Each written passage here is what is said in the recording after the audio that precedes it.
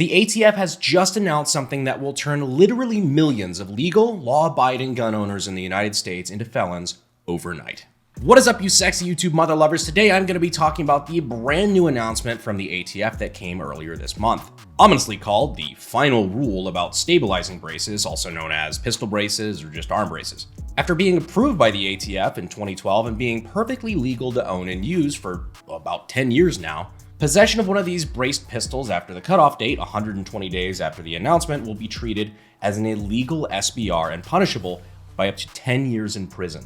Now, I know I'm not the only gun tuber to cover this. Lots of folks like Mr. Guns and Gear, Military Arms Channel, great guys who give a lot of great information. But given that I've got one of the biggest channels in the space, and statistically most of you guys aren't subscribed to those guys or haven't at least seen those videos, I figured I would help spread the word on one of the largest scale assaults on gun rights that I've seen since I've been in the business. So like I said in the beginning, the ATF is now changing its mind that pistol braces are now illegal and have to be registered as NFA items, specifically SBRs. You see, since 1934, it has been illegal to be in the possession of a short-barreled rifle or shotgun, a machine gun, or a silencer without registering that as an NFA item and paying a $200 tax stamp. This was done as a measure to help stop the spread of gang violence due to prohibition. Surprise! It didn't. Side note, this law is pretty fucking stupid anyway, considering that shortening the barrel on a rifle makes it less deadly and not more, given that the shorter barrel makes you lose muzzle energy, making the bullet do less damage, but whatever. One of the other arguments for this law is that SBRs are more concealable, but given the fact that AR and AK pistols have been approved and legally uncontested, come on. So anyway, in 2012, the first arm brace was approved by the ATF. This was to be used as a stabilizing device to help people like disabled veterans better stabilize their AR pistols by bracing it against their arm. I'm gonna level with you. Everybody used them as stocks. You have to admit, this looks a lot cooler than this. But anyhow, the ATF was actually cool with this for the most part. Every year or two, they drop some weird flex like, well, you can own it, but just don't shoulder it. Just to turn right around and be like, never mind, that's stupid and doesn't make any fucking sense, like 9 months later. So they went back and forth on the specifics, but they never questioned whether or not owning one was legal. Until now. So we're gonna go over that and some of the implications that brings with it in this video. Wow, future me, that's crazy stuff. But you know what I just can't stop thinking about? The fact that your private information could be out there on the internet right now. I mean, credit card and data leaks happen all the time, but that's why we like partnering with people like Aura. Aura is an easy-to-use app that gives you all the tools that you need to be safe online. They protect you from scammers and hackers by scanning the dark web, looking for a criminal sell stolen information like your passwords, your credit card info, stuff like that. They also scan for websites that make your personal information public and automatically request removal, which helps with things like reducing spam calls. They also have a VPN service that allows you to browse the internet without having to worry about your data getting leaked. Keeps your browsing history and your personal information totally encrypted. Now, sometimes with the stuff that I have to buy, I have to go to some kind of sketchy websites with not so great checkout security. Aura can help with that. So if you go to aura.com/Brandon, that allows you to get a 14-day free trial of Aura, so you get to check it out for yourself. You can also go down to the links in the description and in the pinned comment or scan the QR code. We appreciate Aura for sponsoring the channel. Back to the video. So here we are, January of 2023. Almost 11 years after the ATF gave braces a go-ahead, and they've laid down their ultimatum. In like a fucking 300-page document, the ATF lays it out. Basically, if you are in possession of a braced pistol, you have 120 days to submit your form and make it a registered NFA item. If you don't, all of this has half of the gun community screaming, "It's a trap!" Now, if you're not already freaking out, here's an added bonus. One of the scarier parts about what they say in this ruling is about imported pistols. They claim because of some of the verbiage in the final ruling, the removal of a brace from an imported pistol isn't enough. When I say imported pistol, think like a Draco, a PAP, one of the imported MP5s, a B&T, whatever. They say because it would have been an imported illegal SBR, that it would have to be either surrendered or destroyed. And it doesn't matter if you bought it that way or put the brace on afterward. Still illegal, must either be surrendered or destroyed. Do not pass go, do not collect $200. Or give $200. Now, they did clarify this the day I'm recording this, actually, saying that imported pistols would actually fall under this final rule, amnesty, and all that, that they're going to clarify their comments next week. But fuck, man, that was some strangely threatening verbiage, considering they just implied that probably over 1 million firearms would have to be either confiscated or destroyed. Okay, so that's pretty much the rule. Before we get into what our options are, let's go ahead and talk about 2 reasons why I feel like this is illegal for the ATF to do and has a pretty good chance of being struck down in the court. 1, this is kind of getting outside of the ATF's purview. This is the ATF acting more like a lawmaking entity and not a law enforcement agency, which is what they technically are. You see, the ATF does not have the authority to make new laws.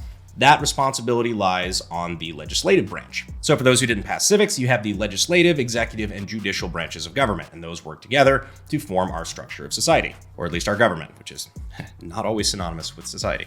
But you see, the ATF simply exists to enforce the laws that have been passed by Congress and signed by the president, as long as the courts haven't struck said law down. But every time they go around interpreting these laws in a way that adds more shit to their purview, to the shit that they have control over, then they're getting closer and closer to making new laws instead of enforcing the existing ones, if that makes any sense. They are themselves broadening the scope of their own power to include things that weren't specifically mentioned in those laws, which is a constitutional problem that goes well beyond gun rights, by the way. Now, the second reason, and I think this is a bigger one, is that it directly violates a prior Supreme Court ruling called DC v. Heller, a decision which ruled that any firearm in quote-unquote common use is specifically protected by the Second Amendment. So the question then becomes, do arm braces fall under the category of common use? Let's find out. So the ATF itself estimates there are anywhere between 3 to 7 million of these arm braces in circulation. However, the Congressional Research Service estimates it's more like 10 to 40 million. Now, the truth, as with most things, is usually somewhere in the middle, but for shits and giggles, let's just say it's the lowest possible number, with the low end of the ATF estimate being 3 million. That would mean that there is 1 pistol brace for every 86 adults in the United States. I don't know about you, but that sounds like pretty common use to me. Hopefully one of these 2 things is enough for a court to go ahead and strike this down, or at the very least put a stay on it so you're not at risk of going to federal prison just for having a piece of plastic on the back of your AR pistol. The courts are stacked pretty well in our favor at this point, but you never know. The Supreme Court is only as good as the cases that it decides to take. Now, let's talk about our options. What can we do about this? But first, if you're enjoying this breakdown, please go ahead and subscribe. We do all sorts of firearm content if you're new here, and including stuff like this when it becomes relevant, I guess. Mostly we just like to enjoy our Second Amendment rights and have a little fun. If you'd like to support the channel, you can go ahead and check out the links down in the description and the pinned comment, and check out my sweet-ass merch at Bunker Branding. Oh, and if you want, you can vote for me in the Gundies. I'll have that link in the description and in the pinned comment as well. You guys actually helped me win Most Entertaining Content Creator for the last 3 years in a row, so I bowed out of that category this year, but I think, running for, But I think I am up for Influencer of the Year and most likely to survive the zombie apocalypse. So vote away down below. I think you can vote every day until the 31st. So anyhow, shameless self-promotion over. Let's go ahead and talk about our options. So first off, the obvious one, you can comply. This option is clearly the one that the ATF wants you to do. They are trying to lure you in with the promise of a free waived tax stamp, like a red dot on the city's sex offender registry, trying to lure you into the back of a van with the promise of free candy. Or free ammo and rare parts kits. At least that's what it was for me. Something I'd like to point out, though, is that at one point they called this, amnesty, free tax stamp, or whatever for registering your pistol brace, an abatement or something like that, meaning it might temporarily be free, but you did just rat yourself out for the possession of an NFA item that they could come back and ask for your $200 extortion fee later. So at any time they could change their mind or come back and collect that money or break your legs, or I don't know how they do that. The other option, don't comply. And this is the part where I should probably mention nothing of what I am about to say is legal advice. If you legally own one of these things, you are a grown-ass adult, you get to make your own decisions. There's a solid chance that this could get struck down by the court before this has a chance to move forward. If it doesn't, and somebody does end up being charged with felony possession of an unregistered NFA item, an organization like the NAGR, the FPC, GOA, the NRA, if they feel like waking up that day. A group like that could take up the case and then bring it before a court that could challenge the ruling, which then gives it another good chance at being struck down. I'd also like to take a moment to point out that after the deadline, the maximum prison sentence for possessing an AR pistol with a brace and one with a real stock are going to be the same. I'm not advising you take your pistol brace off and put a real stock on, I'm just pointing out that the prison sentence is the same, no matter what you do. It is also the same maximum prison sentence if you decide to drill the naughty hole and make it an unregistered machine gun. By the way, I am in no way advising that you make an unregistered machine gun. That is a felony. Big no-no. I am merely pointing out the legal fact, all right? I didn't make the laws, they did. It is a legal fact that after this deadline, being caught with an AR pistol with a brace will be treated the same as being caught with an AR pistol that has been illegally converted to full auto that has real stock on it. You should never do it. I mean, you get caught with something like that, that's a great way to ruin your life. But that is a legal fact. Do with that information what you will. It's between you and God. And potentially a drill press. But all jokes aside, in the meantime, what you can do to be proactive on this is keep the pressure up on your elected officials. Call, email, write, send fucking smoke signals, whatever. But tell them that as their constituents, you believe that the ATF is an out-of-control agency that is infringing on your natural rights that are protected by the Constitution. Not granted by the Constitution, but protected by it.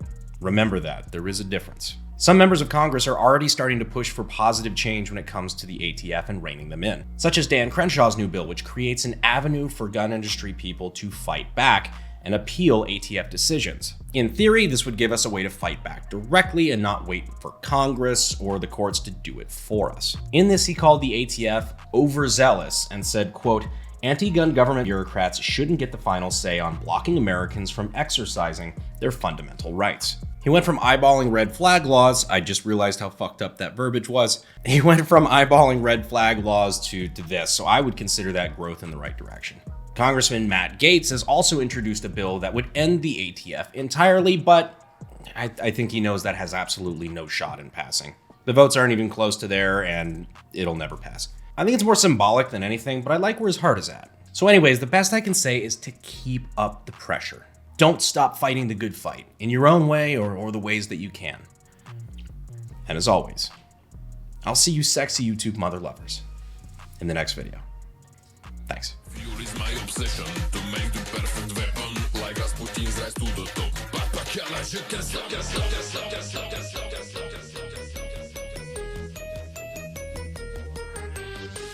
They claim because of the verbiage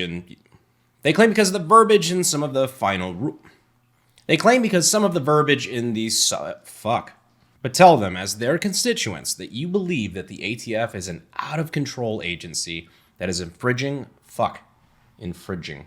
such as Dan Cranshaw. Really, motherfucker?